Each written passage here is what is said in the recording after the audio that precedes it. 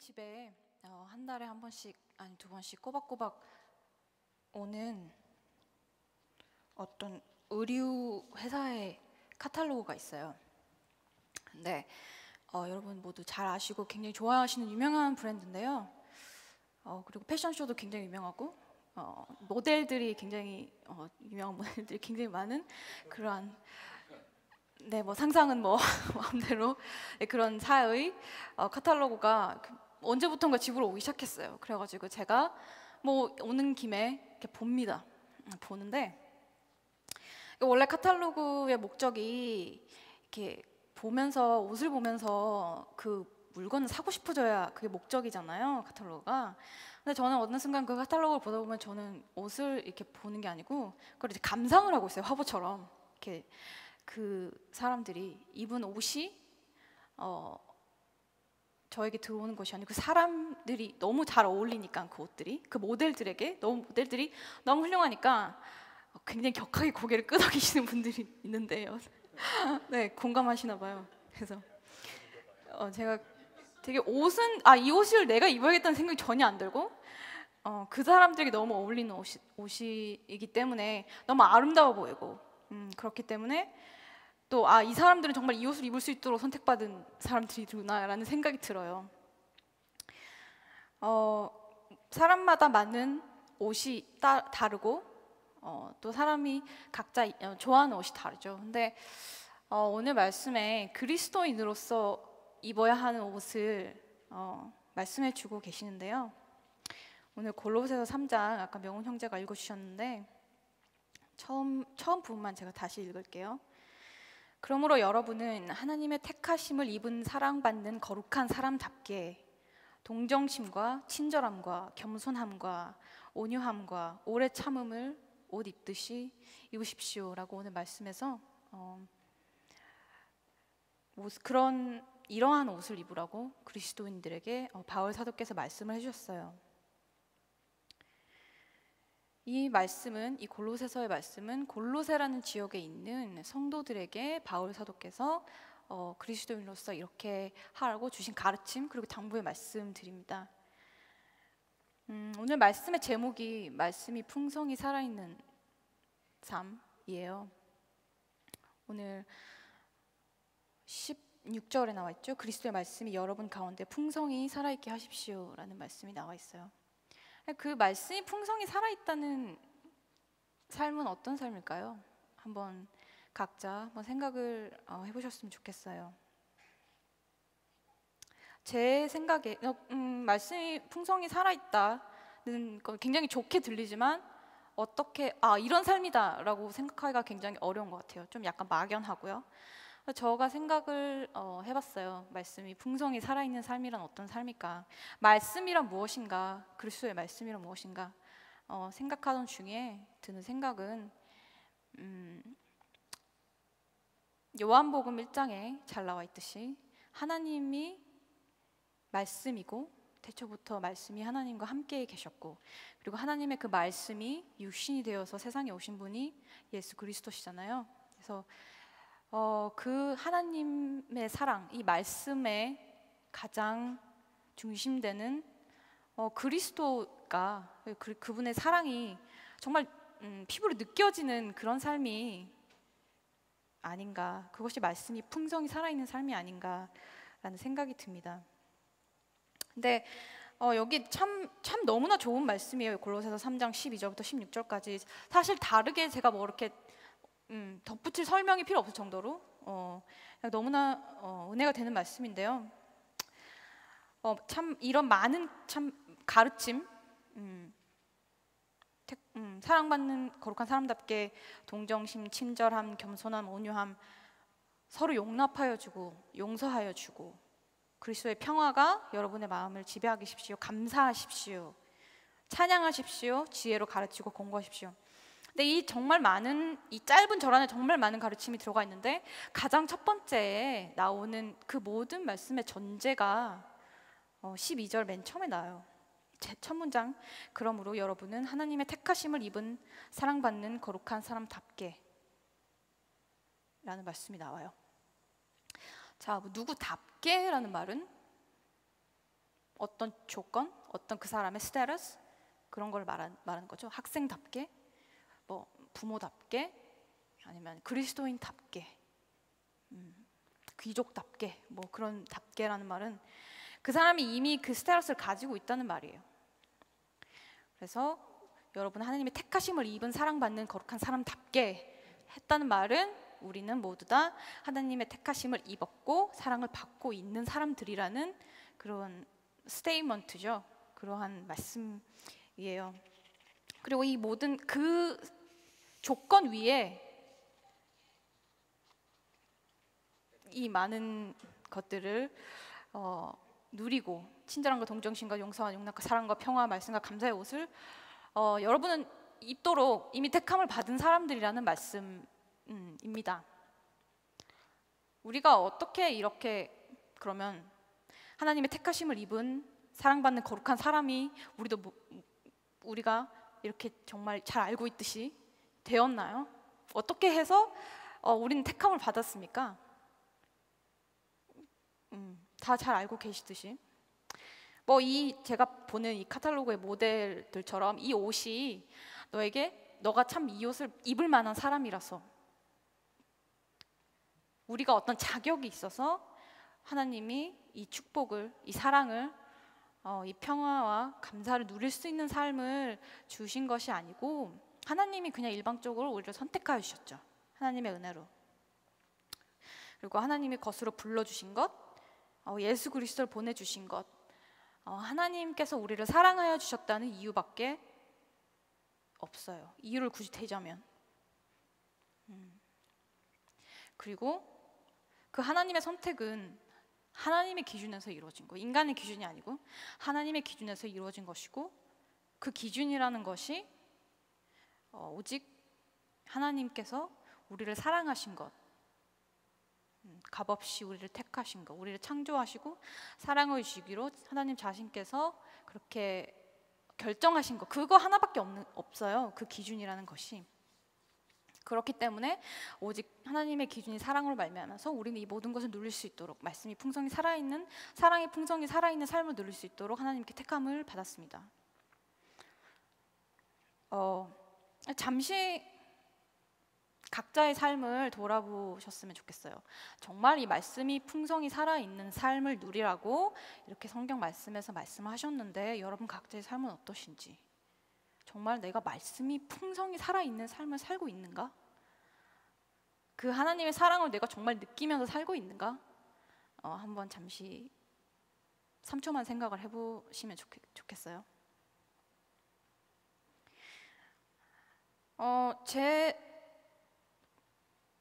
제 경험을 잠깐 얘기를 할게요. 제 경험은 저는 하나님을 만나고 굉장히 오랫동안 신앙생활을 했는데 그 오랜 뭐 굉장히 오랫동안이라 해봤자 한 15년 정도 되네요. 근데 제가 하나님을 처음으로 만났어요. 인격적으로 처음으로 하나님을 만나는 경험을 하고 계속 감사하는 마음을 가지고 신앙생활을 계속 했는데 저는 너무 그 말씀이 풍성히 살아있는 삶, 하나님의 사랑이 살아있는 삶을 제가 느끼지를 못했어요. 저는 항상 굉장히 불행하고 되게 믿는데도 불구하고, 하나님이 나를 사랑하셨고 나를 구원하셨다는 걸 믿는데도 불구하고 저는 항상 너무 우울했어요. 저는 왜 그런지를 몰랐거든요. 왜 나는 기쁘질 못할까 믿는데 우울했어요 너무. 근데 항상 저는 울기만 했어요 교회를 오면. 그러니까 너무 막 감동도 받지만 그냥 내가 이렇게 하나님 앞에서 너무나 부족한 존재이고, 왜 찬송가에, 한국 찬송가에 보면 나오잖아요. 뭐 벌레 같은 날 위에 뭐 보혈을 흘리셨네, 천부의 의지 없어서 손을 들고 옵니다.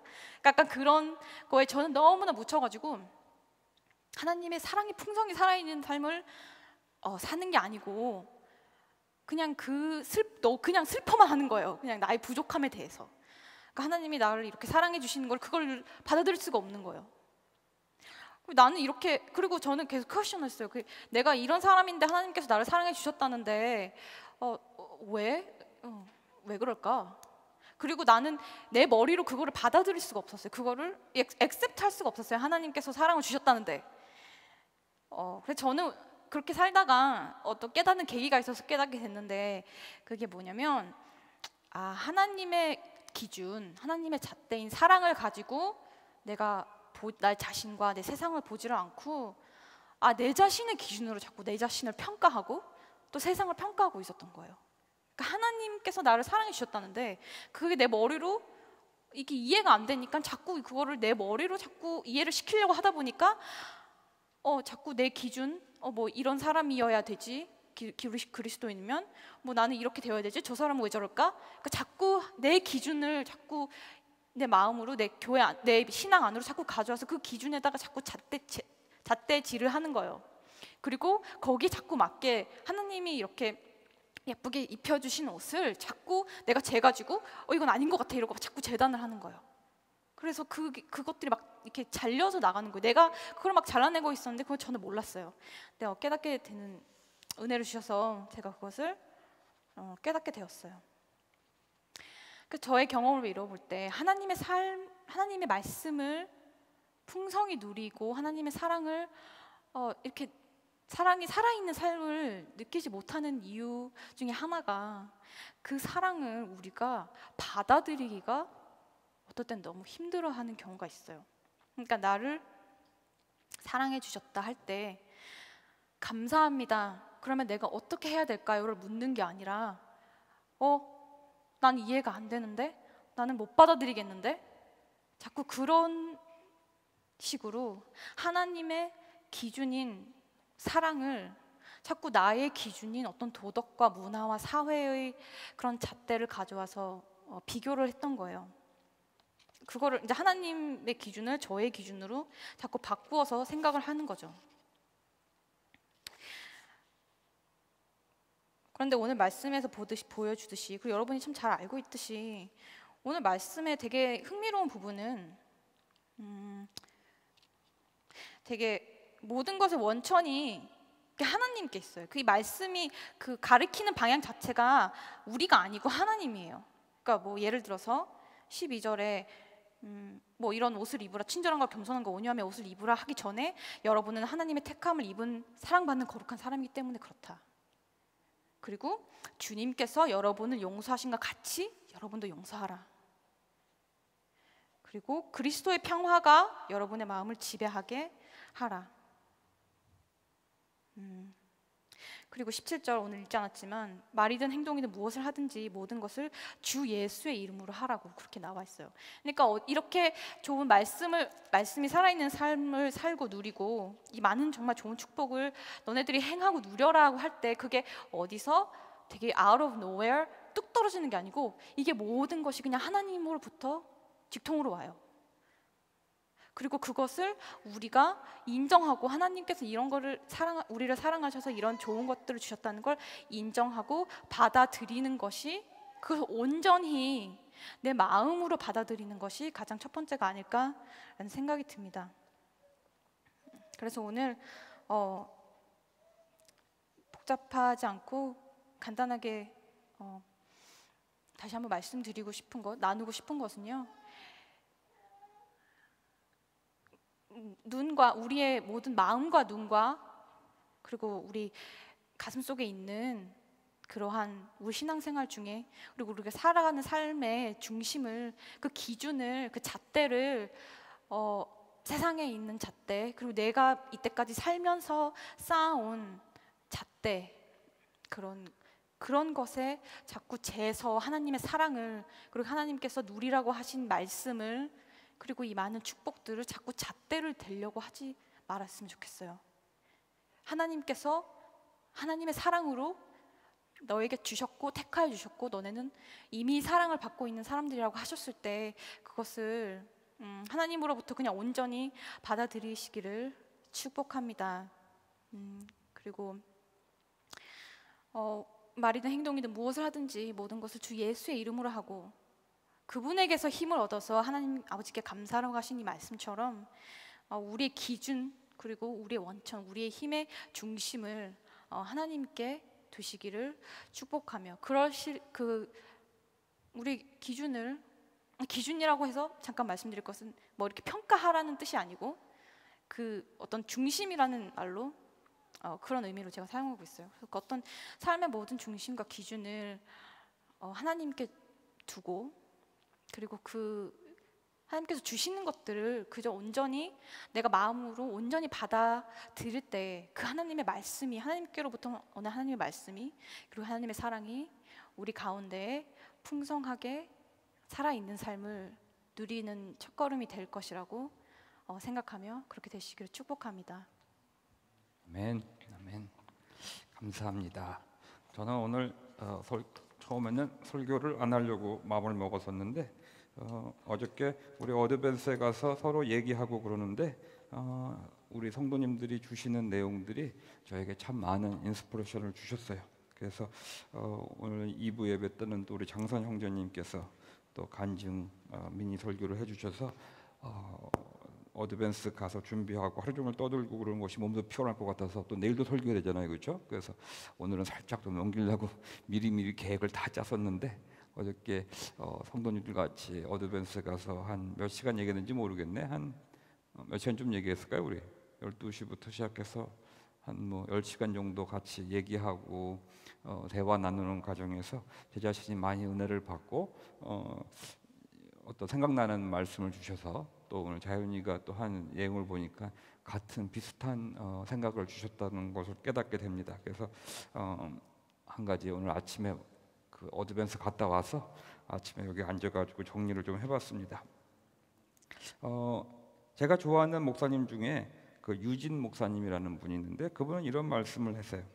살아 역사하시는 하나님과의 관계를 통하여서 살아 역사하시는 하나님과의 관계를 통하여서 점점 더 살아있는, 점점 더 인간적으로 깨어나는 삶이야말로, 인간적으로 깨어나는 삶이야말로 영성의 삶이다라고 그분이 얘기해 주시는 그 말씀이 저는 너무나 좋아요.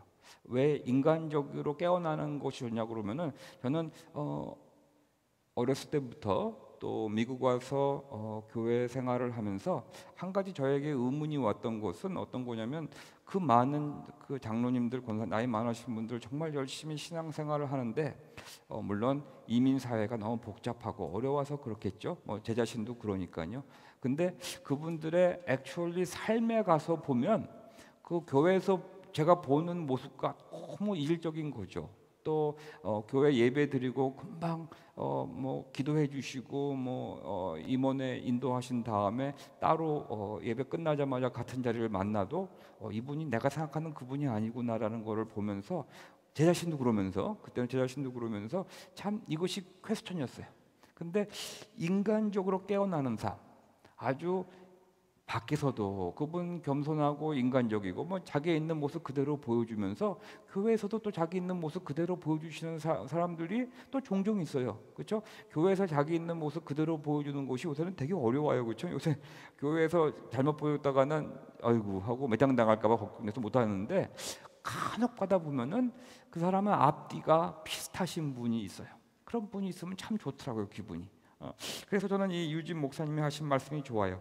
살아 역사하시는 하나님과의 관계를 통하여서 점점 더 살아있는 인간으로 깨어나는 삶, 그러니까 한 번에 이루어지는 게 아니라 점점 더, 그러니까 꾸준히 계속 컨티뉴얼리 프로세스를 통해서 깨어나는 삶을 살아가는 것이야말로 영적인 삶이다라고 말하신 이분이 너무 좋아요.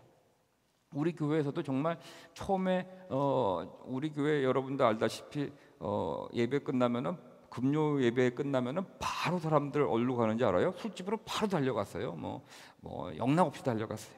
그랬던 교회가 이렇게 변하는 모습 보고 또 목사님 성만 찬한 날에는 아이고 아까도 했는데 땡기네요. 목사님 같이 가실래요까지 하시고 한번 그런 거 주시면 안 돼요. 자꾸만 기억나요 하는 그게 우리 교회였어요. 우리 승수 형제도 여기 있지만 매주 우리 당구 쳤던 그쵸? 그런 교회고 그런 교회인데 점점점 깨어나는 교회인 것 같아요. 인간적인 교회가 참 저는 좋아요.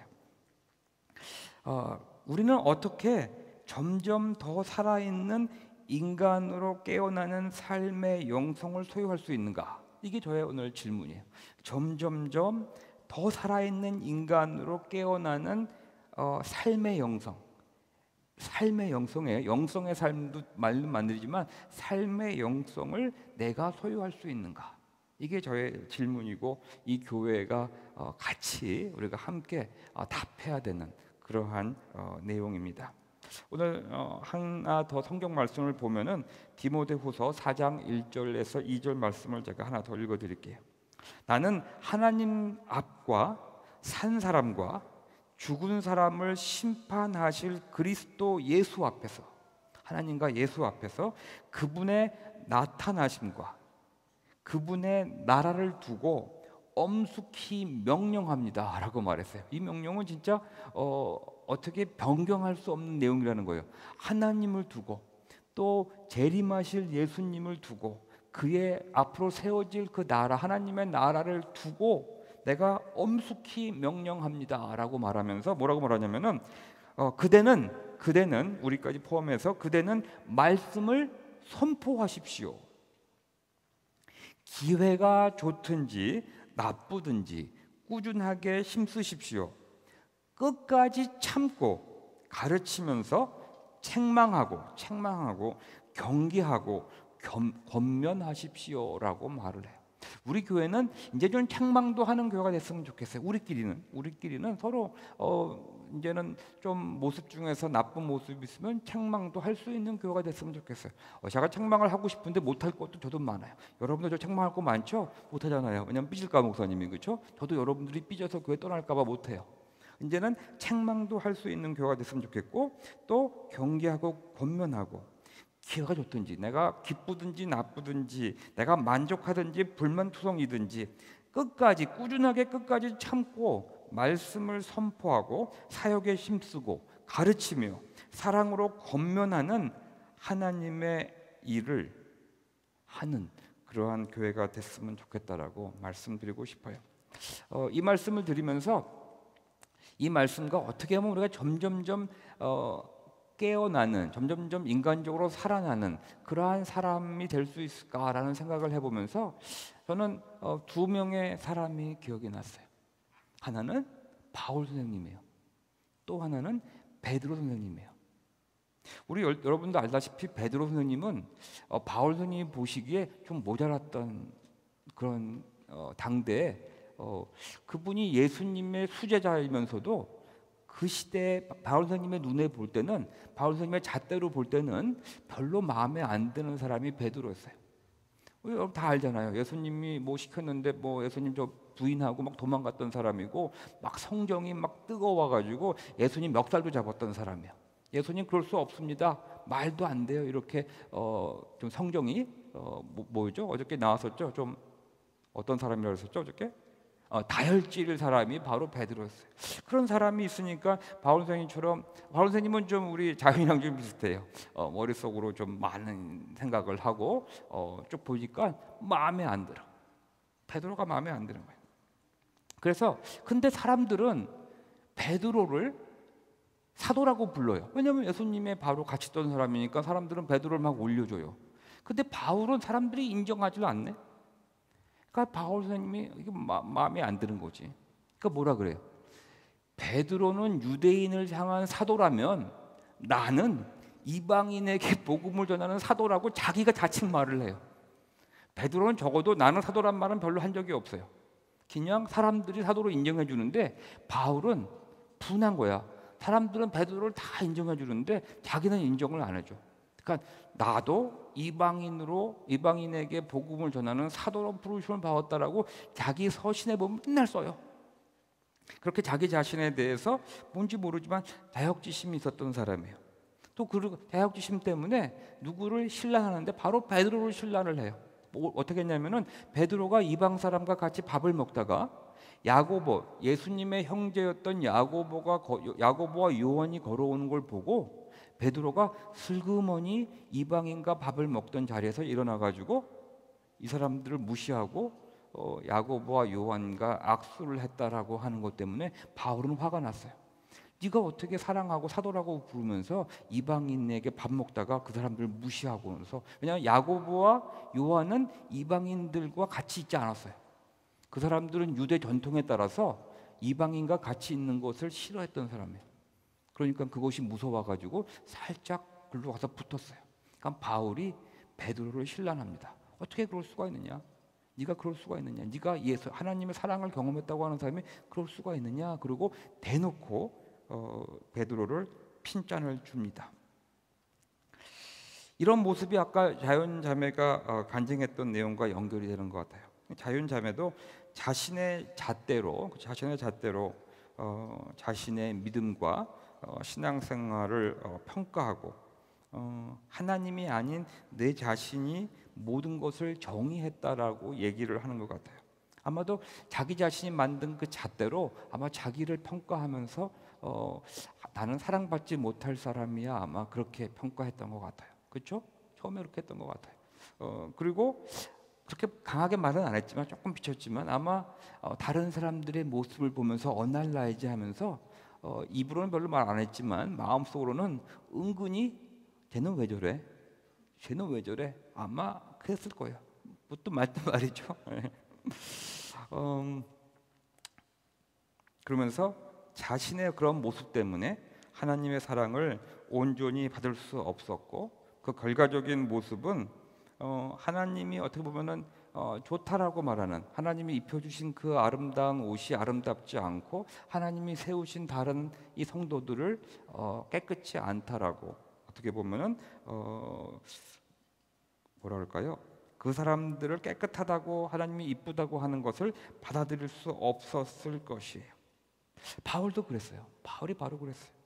베드로는 사람들의 정통성을 가진 사도라고 인정해 주는데 자기 자신은 그런 인정을 받지 못했고 그래서 끊임없이 자신은 베드로가 유대인을 사도라면은 이방인의 사도라고 떠들어댔고 자격지심에 꽁꽁 묶여서 정말 자기가 베드로를 뭐라고 면책을 준다고 해도 공동체에 아무런 도움이 안 될 텐데, 그렇죠? 베드로를 나쁘다고 말해봐야 같이 사역하는 사람이 서로 사역하는 사람이 나쁘다고 말해야 무슨 도움이 되겠어요, 그렇죠? 그걸 뻔히 알면서도 그 베드로의 부족한 그 미약하고 약하고 지도자로서 부족한 모습을 신란했어요. 그러다가 하나의 큰 계기가 일어나요. 이게 참 재밌어요. 나는 이게 너무 재밌는 사건이에요. 바울이 1차 전도 여행을 하고 와가지고는 예루살렘의 공회에서 바울을 불러요. 아니 네가 이방인에게 복음을 전하고 세례를 준다고 일로 와봐. 그래가지고 예루살렘에 있는 지도자들이 바울을 불러요. 그러고 나서 네가 어떻게 우리 유대인으로서 유대교의 전통을 따라서 유대인들에게 복음을 전해야 되는데 네가 뭔데 이방인에게 복음을 전하고 세례를 주느냐 하고 신란을 당해요. 바울이 아무리 설명을 해도 이 야고보는 말도 안 된다. 말도 듣지도 않아요. 요한도 야고보의 편에 들어서 그건 안 된다. 유대교의 전통을 따라서 우리는 유대인들에게 말씀을 전해야지라고 말을 하면서 바울 선생님의 말을 안 들으려고 그래요. 근데 그때 참 재밌죠. 바울이 자기 자신이 그렇게 못났다라고 신란을 퍼부었던 그 베드로가 일어나요. 일어나면서 내가 그동안 경험을 해본 결과 그 전에 베드로는 누구였어요? 야고보가 오면 이방인한테 도망가가지고 야고보한테 잘 보이려고 했던 베드로였는데 갑자기 담대히 일어나가지고 근데 나도 경험을 해봤는데 그동안 몇 년, 한 1년 반이 지났는데 1년 반 사이에 나도 경험을 한 것이 있는데 하나님이 나를 고넬료라고 하는 이방인 사람에게 보내줘서 거기서 말씀을 전하다가 성령님께서 이방인에게 역사하는 모습을 나도 봤어. 바울이 하는 말이 나도 맞아 하고 그 많은 사람들 앞에서 말을 해요. 그 말이 어떤 말이었냐면 그거 읽어드릴게요. 뭐라고 말했냐면은 그가 일어나서 이렇게 말해요.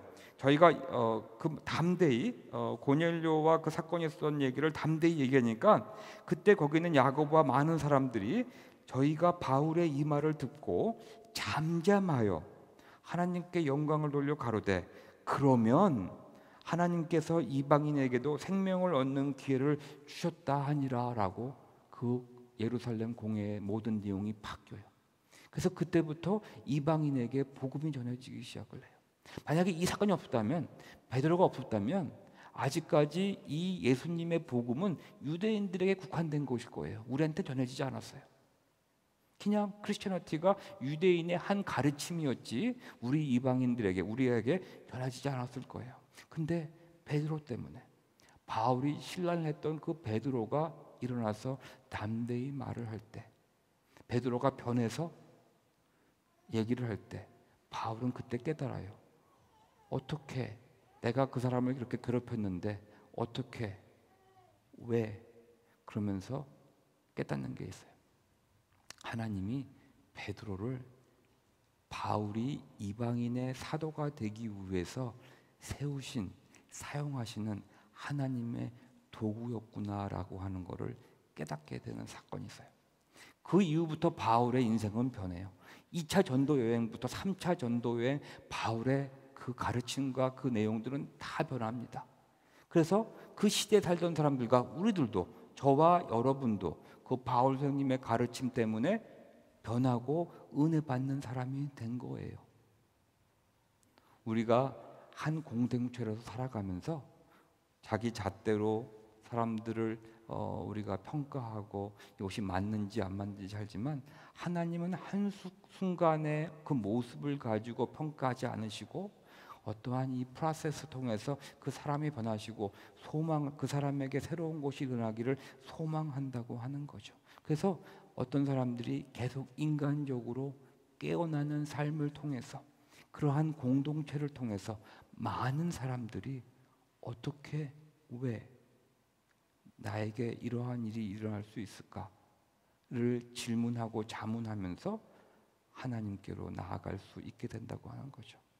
여러분들 12월 우리 교회 이제 마지막 주일을 보내고 내년도에 맞게 됩니다. 특별히 우리 공동체는 우리가 어저께 나온 건데 100명이면 100명이 다 개성이 있는데 개자가 좀 더 길었어요. 개성이 있는 분들이 모이는 교회라고 얘기를 하는 것 같아요. 그러다 보면 우리들 눈에 너무나 말도 안 되는 모습을 가진 분들이 많이 올 거예요. 하지만 바로 그분들이 나중에 나를 온전히 세우는 사람이 될 것이라고 하는 믿음을 가지시고 그분들과 사랑을 나누며 복음을 나누며 아름다운 공동체를 이루시게 되기를 원합니다. 바로 그 공동체가 점점 더 인간적으로 깨어나는 삶의 영성을 가진 그런 공동체요 개인의 삶이라고 하는 것을 말씀드리고 싶어요. 우리 기도하시기 바랍니다.